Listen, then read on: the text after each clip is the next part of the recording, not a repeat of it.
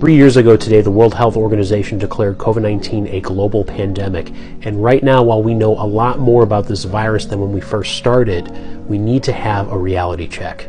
We have all been experiencing pain, suffering, and loss over the last 3 years.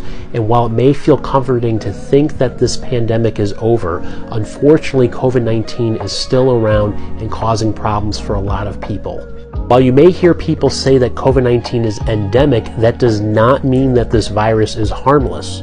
As an example, malaria and tuberculosis are infectious diseases that are endemic in certain parts of the world. And in 2020, malaria killed 600,000 people and tuberculosis killed 1.5 million people. When we reflect on what happened in March 2020 and how we responded to COVID-19 with very little knowledge about the virus and very little resources to combat it, with no vaccines available, it was a scary time. And yes, there were a lot of missteps along the way, but people were trying to do the best that they could, especially in the healthcare setting. And so it really pains me when I'm seeing people openly trying to downplay our response to COVID-19 in the beginning, saying that we overreacted.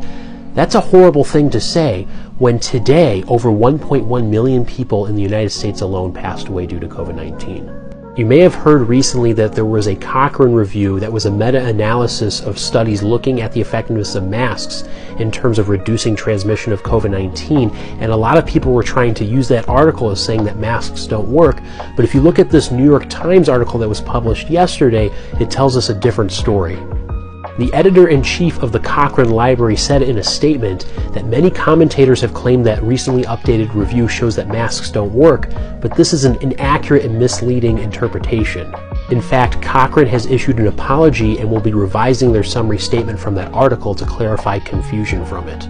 Masks are still an effective tool in helping reduce the risk of getting COVID-19, and also keeping up to date with your COVID-19 boosters is really important going forward.